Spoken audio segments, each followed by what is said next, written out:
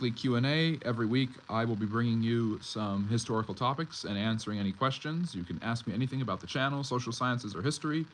I will be bringing you some topics to discuss, 6 p.m. Eastern Time, 3 p.m. Pacific on Saturdays. So it's very good to be here and pull up some coffee and something to drink, something cool, refreshing, and let's talk about history. I've got my my Cotton Hill Kill 50 Men mug from King of the Hill, one of my favorite shows. But I have a few topics I wanted to talk about today, but if you pop in, please be sure to ask me anything you'd like about history, bring up any topic you would like to do. I don't know what's happened. I had a couple of technical issues earlier, and this has been the best time to do a live stream and the best time for my internet, so hopefully, fingers crossed, everything holds on for the rest of the hour. But I am really excited to be talking about history. Make sure if you're watching this to leave a like and subscribe. I upload daily content on all sorts of things. I'm uploading more and more full-length videos, and I always am doing shorts. Today in history, today's bios, all sorts of things. So it'd be great to have your support there. I really, really appreciate it. But anyways, so what topics did we want to talk about today? And if you have a topic you would like to bring up, be sure to bring it up, and I will be happy to talk about it. And if I don't know anything about it, I'll admit that I don't know anything about it. Obviously, the last couple of live streams have happened on pretty historic days. 2 weeks ago, I did a live stream right after breaking news happened with the assassination attempt on former President Donald Trump, and so I spoke at length about that and went into detail last week and that week about the history of presidential assassination attempts, and then of course last Sunday I did one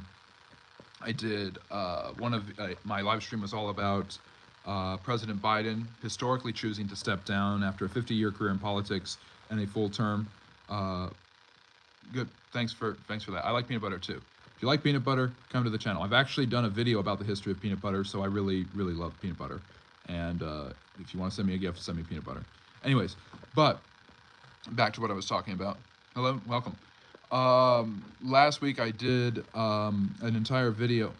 What's up with live? Just live streaming. Last week I did a video right after it broke that President Biden was dropping out of the presidential race, a historic thing that has never really happened before. It's been 56 years since the president dropped out of the race. Yeah, of course, who doesn't like peanut butter? I mean, I did a video with my girlfriend and her dog where the dog got his head cut in a bag because he was eating peanut butter.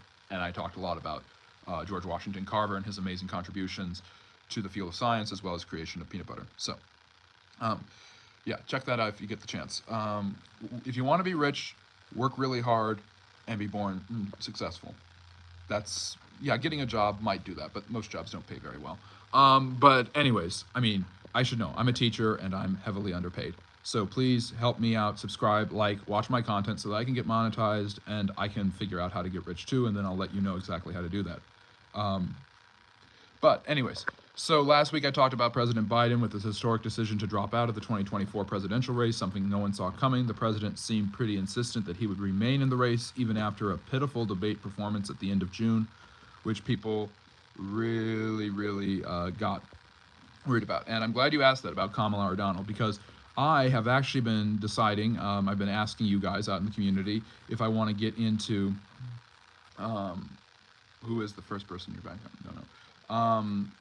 I've been asking you guys about whether I should be doing more political content on this channel and covering politics, and I have chosen that I will be doing that. However, I will be doing that with trying to give you as much news as possible without actually giving my opinion. I don't want to come off as biased.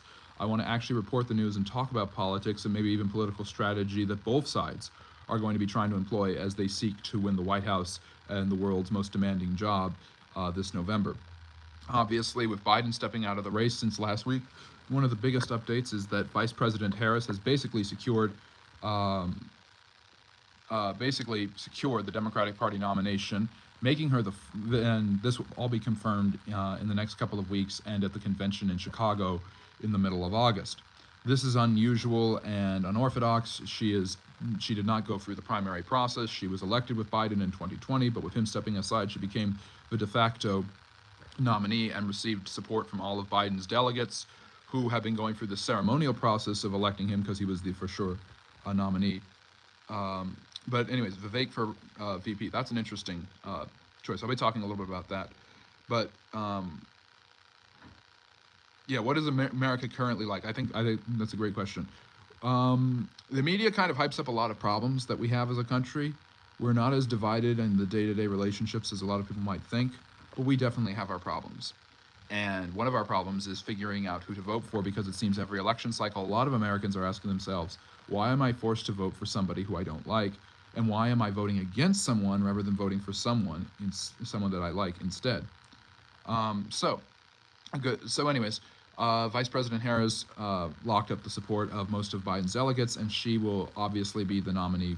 There's really no challengers. There was no division in the party. A lot of people, probably the Republicans, were hoping for a lot of drama that could continue to divide the party and the nation. However, it seems like the vice president has this all racked up. And now that she's got it all racked up, she is going to be following in the footsteps of the president she served under and trying to defeat Donald Trump this November. So that will be a big thing that I'll be talking about on the channel. And like I said, I'm going to plan on bringing maybe weekly or 2 or 3 times a week updates about what's going on in the political environment, and maybe some political strategy tips as best as I can think of them based on history. When you study history, you study politics, and you study government, and you study good government, you study bad government. And so you run into a lot of that. So I'll be talking a little bit about that a few times a week, maybe, and more so as we get closer to the election. But this election is definitely a historic one. You have Biden dropping out, you have Trump surviving an assassination attempt. Yep, I do my best. Thank you, I really appreciate it. And you've got Biden. You've got this crazy thing since June for the last month, the last 30 days or so. Do a Greek pose, please. I don't know how to do that. I guess I'll just do the thinker. So for the last month, you've had Biden dropping out. Basically, well, not just that, you had the terrible debate performance for the president, which has actually historical precedent beside it, in it itself. A lot of presidents have struggled in their first debate performance in their re-election year. I was in high school, but I remember President Obama really struggling in his 2012 first debate against former Massachusetts Governor Mitt Romney. I also remember a lot of people historically remember Ronald Reagan doing very poorly in his first debate against Walter Mondale in the 1984 election, which led to Reagan giving a famous one-liner where he said he wasn't going to exploit his opponent's youth and inexperience. And a lot of people were questioning issues around Reagan's age back then. And Reagan at that time was the oldest president. Biden, when he was elected, was as old as Reagan was when he left office after 8 years. So Biden's quite advanced in age. So there were a lot of questions about Biden's efficacy and his mental acuity following that debate. He is not the first president to screw up during a televised debate, but there didn't seem to be a lot of fight back and bounce back, and there seemed to be continuing problems with his mental acumen. And this led to a lot of people questioning whether or not he should stay in the race or drop out. And the Republicans and a lot of people on right-wing media, places like Fox News, including the former president, Donald Trump, running against him, have been calling for him to drop out or saying he's just not up for the job. Will Donald get support from other pronouns than him and her? I'm not going to touch that one with a 10-foot. If you're referring to other pronoun people, non-binary people, and transgender people, I think they're overwhelmingly going to support the Democrats. But the point being,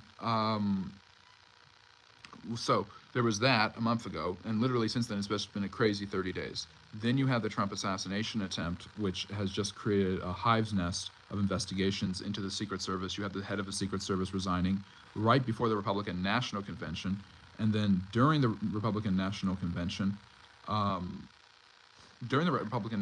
you actually have actually a gunman and a knifeman getting close to the convention, being hauled away by police, extra security threats and stuff like that. And then you have Trump picking J.D. Vance, who is a controversial figure with a lot of controversial statements under his belt. A lot of people felt that wasn't the best choice he could have made. But yeah, so would I play golf with President Trump? I would play golf with any American president because I love American history and I love American government, and I want to learn as much as I possibly can about the structures of government. I'd play golf with him, but it can't be at Mar-a-Lago. It has to be on a neutral course or something like that. Yeah, there's a lot of controversy about what the Secret Service did and exactly what happened. This was a horrible, horrible dereliction of duty. Yeah, it's pretty bad. Would I rather have a pet cockroach? I'm going to go with the third option and RFK Jr. But anyways, so there was that fiasco, followed by the convention, followed by Trump's controversial pick for vice president, and then you have this issue of Biden's growing concerns over Biden's mental acuity, which he hadn't straightened out since the debate, and of course, the Democrats kind of got back the waves of information and the media attention as Trump just had all the momentum when Biden stepped aside and Kamala Harris seemingly stepped into place. Now, what's historic about her positioning is she is the first woman of color. She is black and East Indian, so she is both a South Asian woman and African American. She is the first woman of color to be nominated for president by a major political party, and that will come true later in August. But that is obviously kind of a sure thing at this point. So it's a very historic election with a lot going on, and obviously Trump is trying to become not the first president, but the second president to win 2 non-consecutive terms. Grover Cleveland won in 1884, lost in 1888, and came back and won in 1892, and Trump is trying to do the exact same thing. So you have historic things going on from both of these candidates, and it's going to be a very historic election, and it's going to be all over the place. It's already been kind of all over the place. There's questions of who will debate and who won't debate, and how long that's going to go on. Yes, I get a lot of Sheldon comparisons. As long as my personality is not like Sheldon, I'll be just fine. Anyways, so that was one of the topics I wanted to talk about. This is a historic election for a bevy of different reasons, and I just hope we're in for a quieter August, because July has been absolutely crazy when it comes to information, and I'm kind of tired of hearing about it all day long. But as I am a historian and a social scientist, I'm really interested in this topic, and we'll be talking about it a few times a week during on my channel, and giving you the latest information as unbiased as I possibly can be. And I hope this first taste of that was pretty fair and balanced. How did the Islamic Revolution in Iran happen? That's a really good question. And was Carter to blame for it? No. I don't think that Carter was necessarily to blame for the Islamic Revolution in Iran. Basically, Iran is the largest Shia Muslim country in the world, and that has a lot to do with this. Shia Muslims, unlike Sunni Muslims, who are the majority of Muslims, Shia Muslims believe that only a descendant of Muhammad can run the Islamic world, whereas Sunni Muslims believe that the greatest ruler and the wisest Muslim should run the Muslim world. And Shia Muslims have controlled Iran since the 1500s with the creation of the Safavid Empire. And so they've always kind of been an outlier compared to other Muslim kingdoms and empires, like the Ottomans, for instance. And basically, Iran was ruled by a Shah, which is an old Persian word for king. And the Shah basically, in some way, shape, or form, tied his lineage and connections all the way back to Muhammad, and had this and was a firm practicer in Shia Islam. And Shia Islam was really strong, and the Shia Muslims in Iran during the 1970s and 80s were particularly radical, and they actually combined with left-wing radicals and students who were protesting the repressive government of the Shah to start a revolution. And basically, the students who wanted liberal governments or even communist government got used by the radical Muslim clerics, especially the Ayatollah Khomeini, because the radical Muslims united with them to overthrow the government, and then when the government was overthrown, took over the government and left out the communists and the radicals and the student protesters kind of out to dry. And this led to a lot of Iranians to come to the United States. What a lot of people fault President Carter for doing was not supporting the Shah's government and backing him up and not preventing the revolution. The revolution was already going to happen. You had student protests mixed with Muslims calling for a return to following Shia Islam and following it correctly. So there was a lot. So there's a lot of complexity there. I don't think that it's actually Carter's fault. By the way, speaking of presidents and presidential history, Jimmy Carter is about to be 100 years old. No president has made it to 100 years old. So that's going to be a historical landmark should that happen. Hopefully he survives till then. He is in hospice care at the age of 99 and is apparently not doing too well.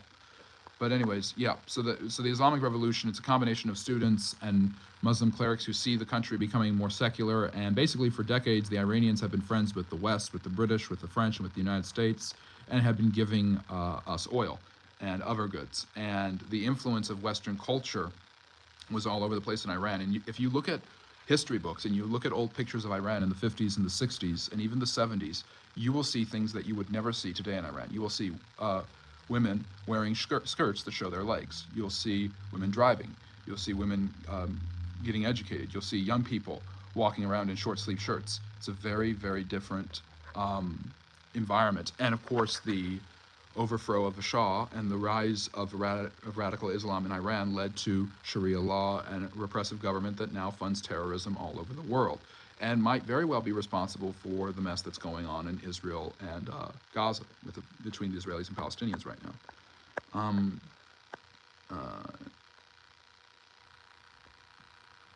Yes, thank you. That's yes. I'm actually I don't need water. I'm doing perfectly fine. But thank you. I appreciate everyone wanting me to take care of myself. Probably just the lighting. So anyways, that was one of the topics I wanted to talk about, the upcoming election. Another thing that was on my list of things to talk about, I did a longer length video on this that I would really appreciate if you all took a look at. But why does Africa, this is a question a lot of people ask, and you'll see a lot of people wonder a lot of questions about Africa because African history is not taught in the West like it should be. There's a lot of amazing things that happened in Africa, and there's a lot of amazing history in Africa, and it's really not known about as much as it should be. And really the main things that people know about when it comes to African history are its connections to the transatlantic slave trade and the United States. For instance, some people don't know this, but Liberia was actually an American colony. It was founded by former slaves who were freed and sent back to Africa in the 1820s and 30s. And because of that, Liberia was never taken over by the Europeans because it had American connections, and America made sure it remained a free republic. But anyways, so Africa, if you look at the country, there's a lot of questions that are asked about it, like why is it poor? Why does it have problems? Why are there so many different political issues? Why do we have wars in places like Sudan? Why do we have political upheaval in Nigeria and other regions? Why did apartheid happen? Things like that. Why are many countries in Africa poor? Why is there famine? I don't know what that song is actually, but there's a lot of questions about why is Africa in the shape that Africa is in, and one of the connection and some of the questions are, why does Africa have the borders it does around its countries? If you look at the borders of Africa, it doesn't. Now, this is true of other continents too, but the borders are kind of all over the place, and you have countries within countries. For instance, I believe it's called Lesotho is in the middle of South Africa, just a country, its own country in the middle of this larger country of South Africa with no border connection to other countries. You have it looks like a series of gerrymandered congressional districts, and that is the absolute correct answer, the Berlin Conference. And that's what my video is about, and that's what I wanted to talk about a little bit. Basically, for centuries before the Europeans colonized Africa, and a lot of people believe that Europeans colonizing Africa is why Africa is in as bad a shape as it is. And that's not fully true, but it's definitely partly true. The Europeans, before they colonized Africa, depopulated Africa by trading for slaves. Basically, as European countries, Spain, Portugal, France, and Great Britain, went to Africa and traded for goods, one of the goods that they found was particularly helpful for their colonies in the New World were slaves. And the demand for slaves slowly but surely depopulated the African kingdoms, which had benefited by trading for European goods and trading them slaves. So as these kingdoms became depopulated, they became weaker, and over the centuries, political infighting, tribal disagreements, and all sorts of things weakened a lot of African societies. If you study African history, you'll find thousands of years of advanced civilizations that were great at one thing above all, trade. You have West African kingdoms like Ghana and Mali. You have South African city-states like Great Zimbabwe. The Kingdom of Congo was known for trading with the Europeans, particularly the Portuguese. Their leader even converted to Christianity. You have all of these big city-states on the coast in East Africa that were part of a vast trading network with the Arab Muslims and with China and India. So Yeah, there's a lot going on in Africa. There's a lot of different societies and civilizations that are as diverse and different with different beliefs and customs as the Europeans and the Native Americans and East Asians. So, um, anyways, um, what else was I going to say? So, at the same time, the bigger issue uh, with so the Europeans, you have a depopulation going on all over Africa, and you have the Europeans eventually getting rid of the slave trade, and in fact trying to prevent Arabs and the Ottomans from trading in slaves because the African slave trade had started in Africa.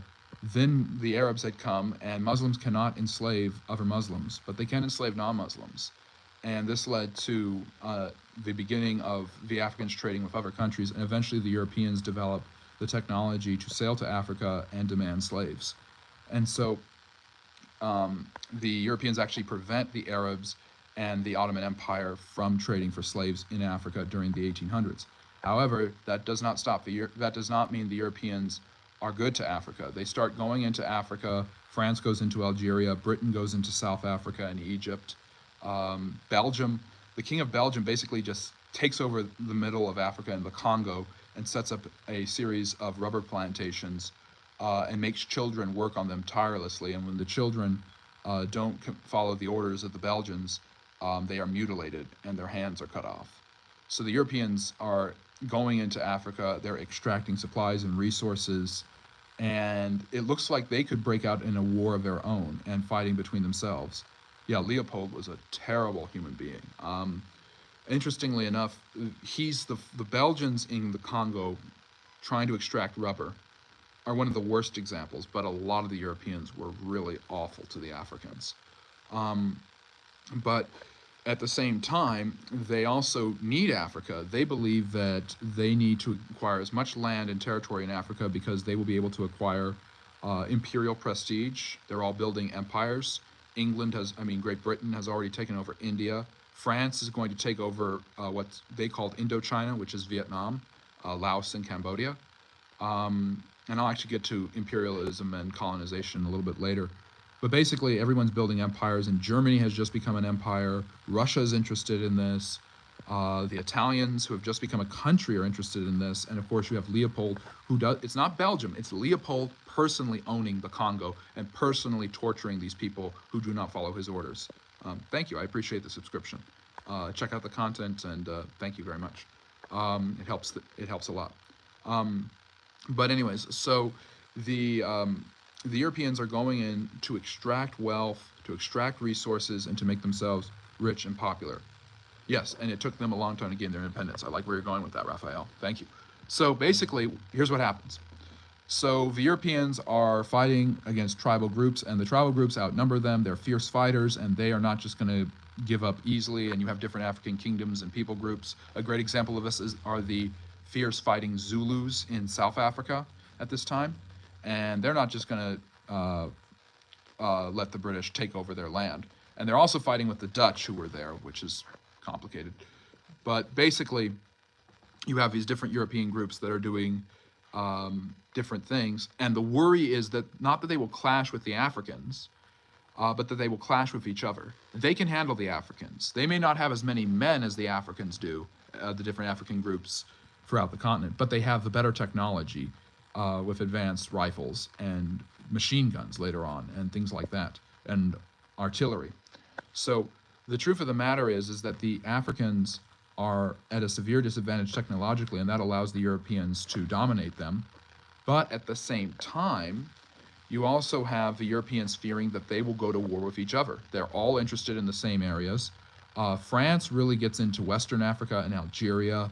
Britain's getting into East Africa, but everybody is terrified that Britain will, who has taken over Egypt and taken over South Africa, will build a railroad connecting Cairo to the Cape of Good Hope around the bottom of Africa, and no one wants that. No one wants Britain controlling a land empire in Africa with a railroad connecting all of it. So basically, the German chancellor who helped create Germany, Otto von Bismarck, comes up with this idea. And really, I'm asked a lot, what is history about? And history is about ideas. Ideas are what move things forward and make history happen. But Bismarck's idea is, yeah, basically it would have been insane, and it basically would have meant that Britain would have never left Africa. Britain would still own large segments of Africa today. Something the British love to do is to build railroads, hospitals, universities. They like to urbanize, and the other Europeans do this too. They believe this is how they civilize the inferior Africans. They may have gotten rid of slavery, but they definitely don't think that the Africans are equal to them in any way. And they actually use biological and scientific arguments, and they twist Darwin's theory of evolution and apply it to the Africans and say, well, they're different than us, and our civilization is better and more advanced, so we must be better than these backwards people in Africa, and so we ought to civilize them. And they also believe that spreading Christianity will help. So there's a lot of Christian missionaries that go to Africa.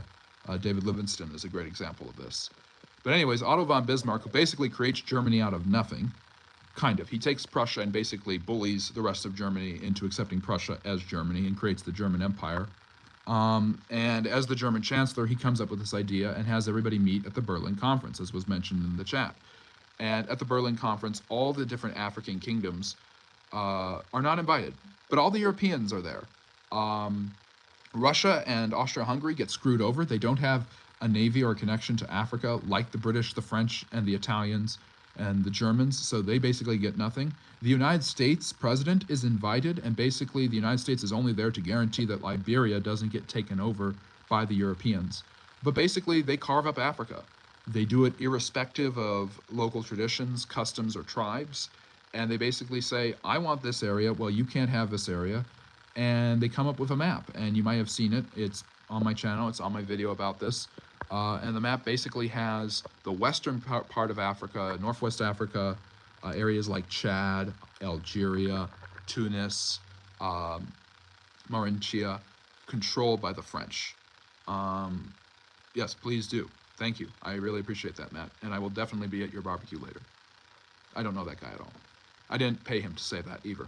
But anyways, so you have them in West Africa, the French, the British are taking different places, Kenya. Britain's kind of all over the place, but the biggest jewels in their African crowns are definitely Egypt and South Africa. Meanwhile, everyone is screwing around in Asia and the Pacific Islands, trying to build as big of an empire as they can. Even the United States is going to get involved in that by the end of the 1800s. At the same time, you have some big issues with warfare between the Europeans. So they don't invite any of the African kingdoms, and they basically carve up the boundaries. And Germany will take a few areas that will interrupt where the French are and where the British are.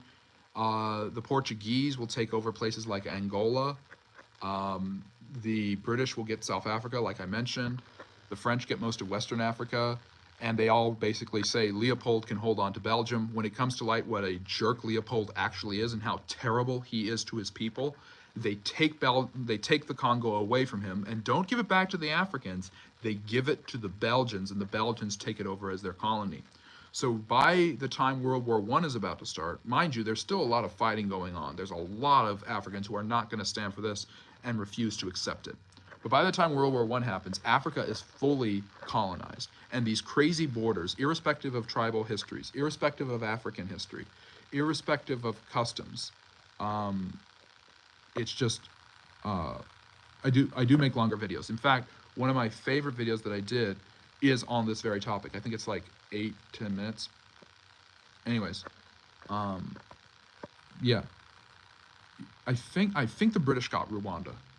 The British get Rwanda. Who is worse, Lenin or Hitler? That's a great question that I will turn to right after I finish up here. Anyways, so, and when these countries start to gain their independence, it's not until after World War II. During World War I and World War II, during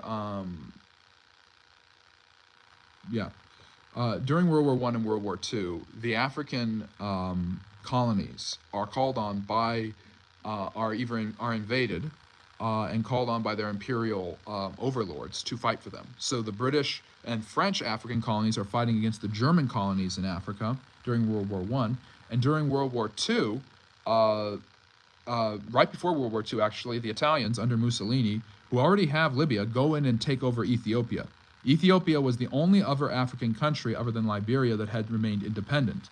And their emperor, Haile Selassie, goes to the League of Nations and condemns what they were doing. And the Italians were using chemical weapons and on the Africans and oppressing them and doing all sorts of terrible things in Ethiopia.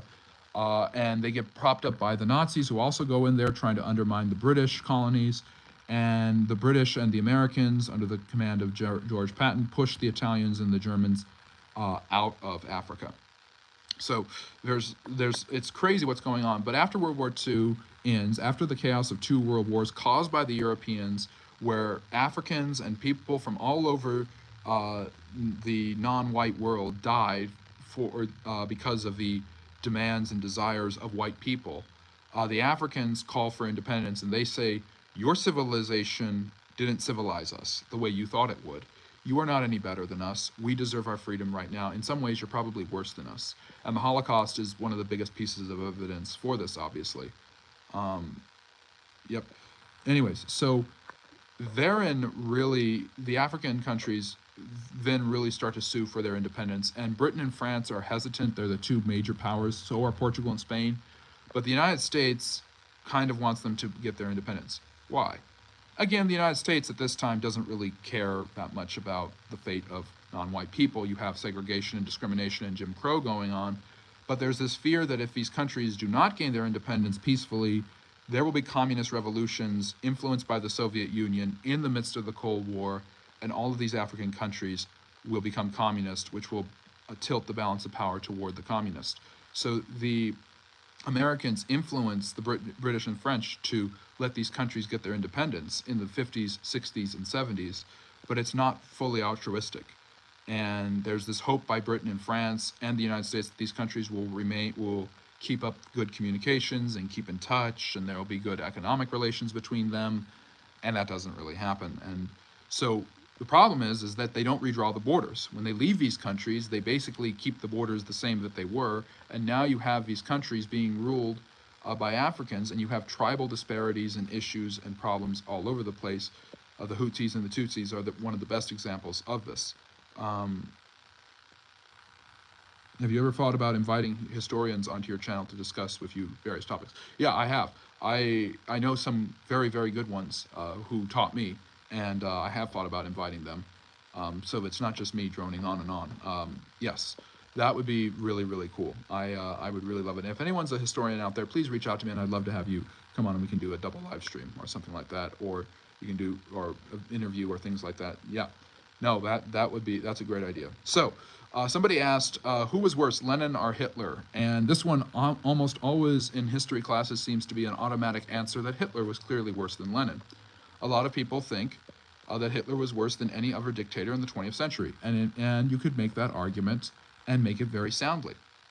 And I would probably agree with a lot of your argument. Hitler obviously is despicable and did terrible, terrible things.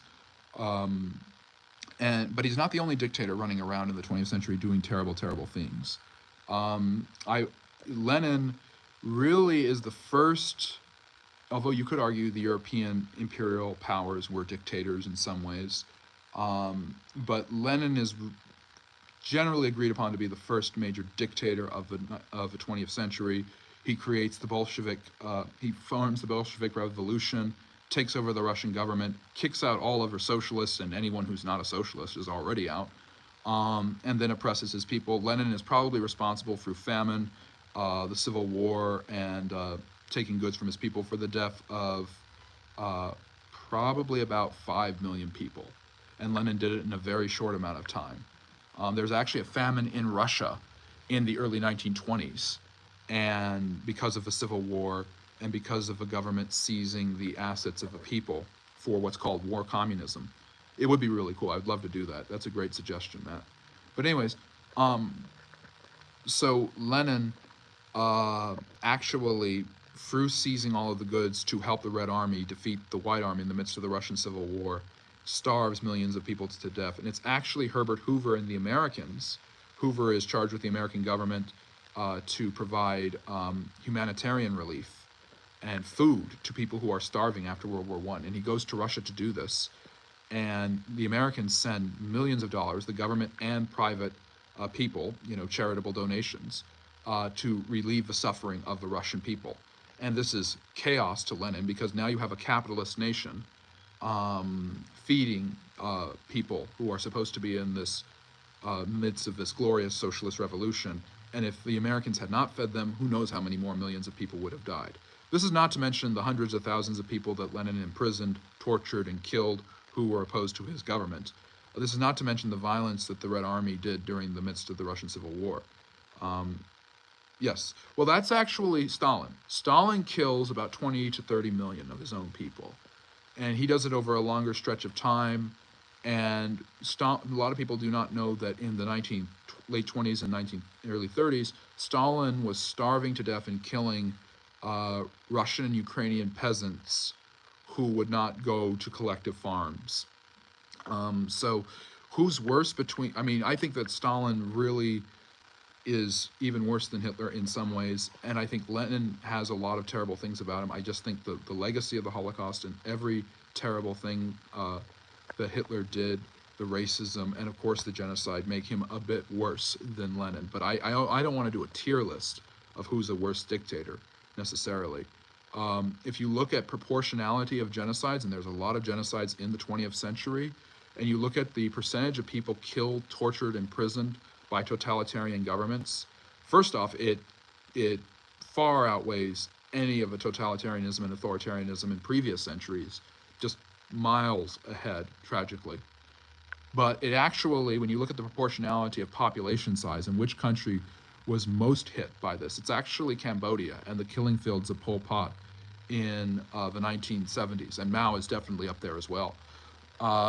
The communist revolution in Cambodia, which is antagonized by the U.S. bombing North Vietnam and Cambodia under the Richard Nixon administration, eventually leads to basically the liquidization, that's the polite term for systematic killing of tons of Cambodian people under Pol Pot's regime. Cambodia is not talked about a lot, but it actually, if you look at the percentage and the proportion, it is the worst amount of genocide and authoritarianism out of a percentage of a population. And it's only about 1.5 million people who die, which I shouldn't say only, because that's absurdly high. But that is, the Holocaust is 11 million dead. The Stalin kills 20 million people. Lenin killed 5 million. These are much larger numbers, and Mao's numbers are somewhere around 40 million when you consider the starvation, the Cultural Revolution, and the Great Leap Forward, which was really the Great Leap Backward. But anyways, you have proportionally Cambodia being the worst genocide. And of course, you also have a Rwandan genocide, which is also a terribly proportionate genocide. It brings us back to Africa. Can you talk a little bit about U.S. history as well? It seems to me that people from U.S. the indigenous genocide by the USA. Yes, that's a very good question. I'm not going to ignore. I do my absolute best not to ignore anything in history. I am a human being and have my blind spots. Who was the general who attacked Puerto Rico? Are you referring to the Spanish-American War? Because I used to know the general's name, and I just did a video about this. But anyways, so U.S. I try to not. That'd be the Spanish-American War. I try to not have to ignore anything in history. I have my blind spots just like any other human being. I'm doing my absolute best to answer and deal with as much content as possible. The truth of the matter is that it's a debatable term to call it a genocide, at least in my opinion. You do have systematic dispossession of people and their lands, which is what happened to the Armenians at the beginning of World War I, which is really the first genocide of the 20th century, which has not been acknowledged by Turkey to this day, even though it is clearly perpetrated by the Ottoman Turks. But anyways, there's a huge historiographic debate, meaning the philosophy of history, about was it a genocide? And people love to have this debate because it's a social topic, because the history of this country has become a political and social issue, as well as the treatment of the Native Americans. Oh, interesting. I did not know that. But basically, you have the Native Americans dispossessed and removed from their land, similar to the Armenians at the beginning of World War I, as I was saying a minute ago. And is it a genocide? You see Native Americans dying. One of the reasons I'm hesitant to call it a genocide exactly is because the vast majority of Native Americans, and there's no good way to die, and this is very tragic, the vast majority of Native Americans, however, died from exposure to disease. And there are a few cases, but not a majority of cases, and not even a significant portion of cases, where the Europeans were actually trying to get them sick. This was just happenstance of meeting each other. So it is true to say that if the Europeans did not show up on this continent, the Native Americans would not have died off, but it wasn't because they showed up and started killing them. In fact, in many instances when Central South America and the eastern seaboard of the United States were being settled by the Europeans, especially early on, despite their advanced technology, were at the mercy of the Native Americans. You have the story of the Pilgrims in Plymouth and the first Thanksgiving, and their struggle to survive, and you have the local natives helping them, although you have a lot of politics there that's not talked about in the very clean first Thanksgiving stories that were given. You have, for instance, Cortez, when he shows up and meets the Aztecs. The Aztecs have all the cards, they have all the soldiers, and they have a lot more than he does, and he knows he can't stand up to them. The way he overthrows them is he unites all the natives who are enslaved by the Aztecs, who are used to giving human slaves as tribute to their Aztec overlords, and those slaves will inevitably be sacrificed. Cortez uses them and says, hey, let's overthrow the Aztecs, and they do, and then he screws them over by making them slaves. So it's not as plain and simple to say that it's a complete genocide, but you do have large amounts of fighting. You have Indian wars, you have back and forth, you have broken treaties and broken promises, and within those, both in Central and South America, and of course when we focus on broken treaties and promises, we're focusing on the United States. And basically after the treaties run out, the government says to the Native Americans, you have to live on these reservations or else. And some of them are okay with that. Some of them negotiate different things with the government. Most of them are very upset by it. Some are hesitant and try to stay out of that, and that leads the government to retaliate. And that's where you get incidents like the Little Bighorn with Custer's Last Stand, and the issue with the Sioux Nation, which was comprised of many different tribes. So there's a lot of horrid things that obviously happened. I don't know that I would call it a genocide, but that doesn't make dispossession, systematic killing, and unjust war unnecessarily much of an improvement when you consider the treatment and the history of the Native Americans. So that's the best answer I can give there. I actually, the next question was about Puerto Rico and who invaded it in the Spanish-American War, and I just did a video about the Spanish-American War. I'm going through a series on the U.S. presidents, and I just did McKinley and Roosevelt, so I talked about the Spanish-American War and America carving out an empire similar to the one the Europeans were trying to carve out in Africa. So I just did a video on that, and I did not know exactly who invaded Puerto Rico. Basically, there's three fronts in that campaign. The United States uses its navy to crush the Spanish in the Philippines. They do a land invasion of both Cuba and Puerto Rico. Both go very successfully. Obviously, the land invasion of Cuba is one of the most famous ones. And it's that land invasion where Teddy Roosevelt leads the Rough Riders, battles like San Juan Hill. And despite all the bloodshed and nastiness of warfare, the United States comes out on top, and they call it a splendid little war, which I find is one of the most ghastly titles you could use for a war. Spanish-American War, very interesting. It's actually how the U.S. gets involved in that same sort of imperialism that I was talking about with Africa and the Europeans. There are some examples in the age of imperialism, because this is the age of imperialism, the later half of the 19th century and early start of the 20th century. There are some examples of countries that did resist imperialism and have never actually been colonized. And that was another topic I wanted to discuss. One of the best examples of a country that has not actually been technically colonized or imperialized by countries from its own continent or from another continent is the country of Thailand. During World War II, the Japanese actually don't occupy Thailand, but they move their forces through there to attack the British in Southeast Asia.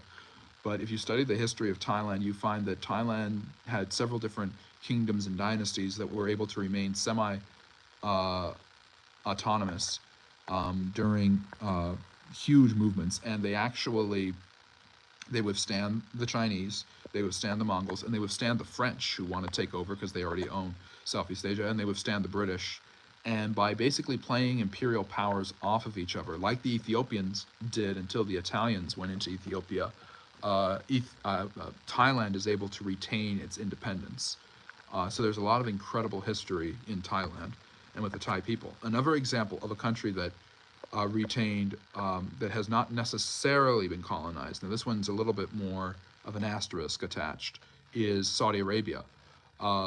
At least in its modern form, although Arabia has been controlled by many different kingdoms and groups in its long history.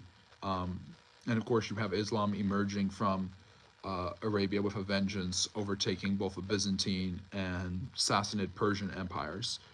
But basically, the Saudi Arabia was colonized partly by the areas of Arabia were partly controlled by the Ottoman Empire up until World War I, when the British helped them overthrow the Ottomans, because the Ottomans were fighting against the British and the French and the Americans in World War I. And so Saudi Arabia becomes its own independent country, and you have the Saud family. So it's the Arabian area. The Romans took over part of it, and different Muslim empires and caliphates have risen from it, and the Ottomans kind of controlled it. The big issue of what to control in Saudi Arabia comes down to the two cities of Mecca and Medina, the two most important cities in Islam. So the Ottomans controlling that gives them a feeling of significance and power as the real representatives and leaders of Islam. So that is a real reason that, so in that way Saudi Arabia was colonized, but not in the same way that you have colonization in Arabia, or in other places of the world, where you have this long-standing control. A third country that you can argue has not been colonized, at least not colonized effectively, is the country of Afghanistan. And the country of Afghanistan has been influenced and conquered and invaded many, many, many, many times. And Afghanistan actually didn't exist in its modern form until the 1700s.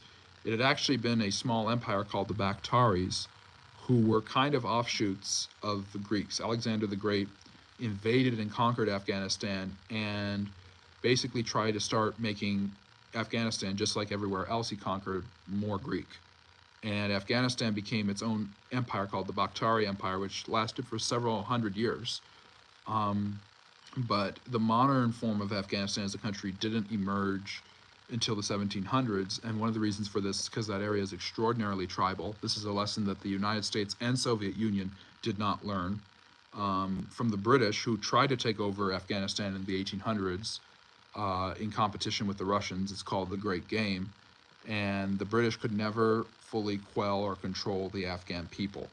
And so Afghanistan has had colonial influences. It has been conquered and invaded, but especially in the modern sense of imperialism, you don't see it fully colonized like you do places like India and Egypt and South Africa, things like that. Yes.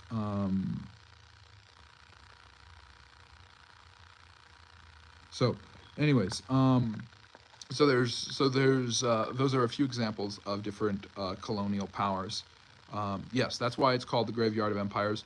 And if the United States in 2001, after the September 11th attacks, and if the Soviets in the 1980s had realized what Afghanistan had done to the British and to other kingdoms and empires, they would have not gotten involved. Afghanistan has also been Persia and India multiple times have tried to conquer Afghanistan, and they have been able to invade it and control parts of it, but they have never been able to subjugate it.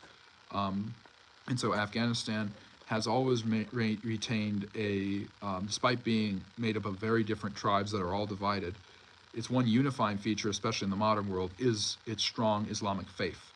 And that has allowed it to resist a lot of Western imperialism. Perhaps the tribalism that divided it actually is what keeps it independent.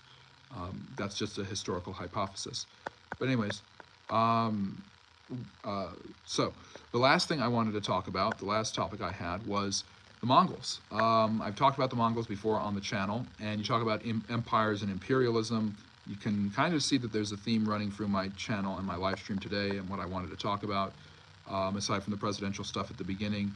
And the Mongols are a big part, and the Mongols are an empire unlike any other. They created the biggest contiguous land empire in human history, meaning that their borders stretch over land. And if you look at the pictures, they dwarf. The Roman Empire is dwarfed in comparison to them. Do you feel that the United States lost a war against Afghanistan? I do. Without getting too close to the politics, because this is contemporary history, I do feel that the United States lost that war. And I think that the way the United States exited Afghanistan kind of shows indeed that we did lose that war, because you can see the departure of the United States being similar to how the United States left in Vietnam, and how South Vietnam's government collapsed, and the government that the United States set up in Afghanistan also collapsed. So you've got similar parallels between the war in Afghanistan and the war in Vietnam. So that's what I'd say there. So the Mongols have a huge land empire that stretches over Central Asia, yes, including Afghanistan. In fact, their empire is so big that they eventually divide into 4 smaller empires, one that controls China, one that controls basically Central Asia and makes Russia a client state, and you have one that controls Persia and Afghanistan, as a matter of fact, and then one that controls Central Asia. So you have 4 different smaller empires comprised of this huge empire that eventually is divided into 4 different kingdoms. And the Mongols were really successful. And what made Genghis Khan, the great Mongol leader, and his successors so successful was their ability to fight while riding on horseback, and especially horse archery. Being able to master that gave them advantages against Song China, even against the Europeans, against the Russians, they destroyed the Abbasid Caliphate, which had controlled the Middle East on and off for centuries. So they have a huge advantage with horse archers, and they actually almost got to control Europe, but they turned back because their Khan died and they had to elect a new leader. So they were incredibly powerful soldiers, and they were incredibly ruthless generals. They would say to cities, if you surrender now, we will let you go and you will pay tribute to us. If a city refused, they would kill every single person in there. They would take out populations from cities they had conquered and decapitate them, and they depopulated huge areas of their conquered territories. But the territories that they did conquer, they ruled very fairly. They allowed a level of religious tolerance. They allowed trade. And because they stretched over a huge amount of basically almost all of Asia, they successfully create what's called the Pax Mongolica, which is this peaceful trade route where they're all allied and they're all helping each other. Yeah, interesting. I didn't know that the USSR did not have the rest of the Warsaw Pact helping them in Afghanistan. Either way, Afghanistan is almost unbeatable. But there were a few. So the Mongols are just this incredibly powerful empire. They're excellent conquerors. They're ruthless generals, and they are fair administrators, practicing religious tolerance, encouraging trade and cultural exchange. And the Mongols in China come to see themselves as Chinese emperors. The Mongols in Persia become Muslim. So you see all of that. You see, and their influence over that region is going to last long after their dynasties have collapsed. As there's an empire in Afghanistan called the Timurid Empire, run by a man named Tamerlane, who says he is a descendant of Genghis Khan. And the Mughal Empire of India, the empire where the Taj Mahal comes from, is a Muslim empire, but the name Mughal means Mongol. And so they see their line as traced back to the Mongols as well. But there are several countries, despite the Mongols' great power and vast wealth, that were able to resist them and not be defeated by the Mongols. And I mentioned Thailand not being colonized by the Mongols, not being colonized by anyone. They weren't colonized by the Mongols. And one of the reasons the Mongols couldn't ever get to Thailand was because the Mongols were actually defeated in Southeast Asia by a kingdom known as Dai Viet, which is where we get the name Vietnam. And the Dai Viet actually turned back the Mongols and were able to stop them. The Mongols tried to go into the Middle East and defeat the Mamluk Sultanate, which controls the Levant, Israel, modern that area, as well as, of course, Egypt, and they lose really bad. Poland kind of stops the Mongols. That's a tough one, you could say. It takes the Russians and the Eastern Europeans centuries, but they eventually rid themselves of the Mongol threat. That's a good point you bring up, but I wouldn't say they totally are able to stop them. The Mongols kind of stop themselves by going back to select a new ruler to oversee this huge empire they have. Basically, the Mongols just want to conquer and tax those whom they conquer and tax their trade. And as long as they can tax, they let the people do what they want. They are defeated by the Mamelukes, and they are unable to take over the rest of the Middle East and Egypt. It would have been very interesting to see what would happen if the Mongols had gotten to North Africa, also known as the Maghreb. They lose in the Dai Viet, and perhaps the most notorious loss under the Mongols who ruled China, called the Yuan dynasty, and Kublai Khan, who is their most famous ruler. They conquered Korea, and they used Korea as a launching pad to invade Japan. They do it twice. Kublai Khan has this huge fleet. It's destroyed by a typhoon, and he basically lands the battered remains of his army on the Japanese coast, and they are defeated. So there's so there are three very strong examples: the Mamluk Egyptians Sultanate, which is a Muslim kingdom, the Dai Viet, and Japan, which are able to turn back the Mongols. And Japan retains its independence and autonomy away from China, and despite continuous fighting and friction, in the future, it's going to be Japan who attacks China rather than China attacking Japan. So the Mongols, despite being such fierce warriors, do lose several of their engagements. Got a good question here. If you could go back in a time machine to see an ancient wonder, which one would you choose and why? Hanging Gardens. And the reason I would pick Hanging Gardens is because I want to know if it actually existed. So I'm going to do a crapshoot there and say I want to see if it actually existed, because it's one of those wonders where we don't know if it actually existed. If I didn't pick that one, I would do the Colossus of Rhodes. And the Library of Alexandria is always up there. Interestingly enough, I was just talking about Alexander the Great.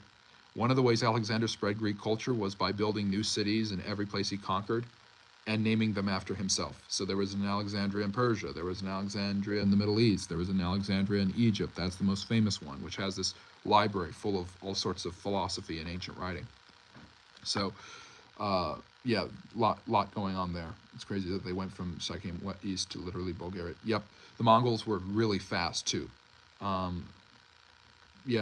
That's interesting. So by 1920, I'm glad you brought that up, because that connects back to Africa. By 1920, the British actually, with the French, after the Ottomans are defeated, carve up the Middle East, the former Ottoman Empire, and they get the British, I think, take over, are influencing Iran, Palestine. That obviously is causing a lot of issues today. The British divide up, try to find are the first ones to try to find a two-state solution between the Palestinians and the Jews, who become the Israelis. And the French, I believe, get Iraq, and they don't technically own them, but they heavily influence them, and these countries are very beholden to them, and they take over them until those countries can learn how to run their own governments, because they're, again, uncivilized, just like the Africans, at least in the eyes of the Europeans. So Britain has its largest territorial extent by the 1920s, and that's why people say the sun never set on the British Empire, because wherever you were in the world, wherever the sun was, you could be in an area where the sun was up and you were a British subject, whether you were in a colony in Africa, whether you were in Canada or Australia. Yes, that library had many, many secrets. So there's a lot going on with the British and the French, and they're going to own a huge amount of territory, and really World War II is going to be the end of that. But Britain's already starting to break apart. India wanted independence for a long time, basically since the British got there. and Ireland gets its independence in 1922, I believe it is. Um, yes, yes, you're absolutely right. And I would much love to see what is actually hidden in that wonder of the ancient world that was destroyed, I believe, by Muslim invaders in the 600s. Um, I really appreciate that. Thank you so much. Um, that is a very, very kind comment. Thank you, Kareem. And that is a great way to end the live stream. I really appreciate all of you coming in, your support, your likes. If you haven't done so, make sure to like the live stream. If you've enjoyed this content, subscribe to it, and be on the lookout for more history content from me. And I will be seeing you next week, 6 o'clock Eastern time, for our weekly Q&A, where you can come and ask me anything. And yes, I will gladly teach anyone anything. And looking forward to seeing you all next Saturday. Have a great week and take care. Bye bye now.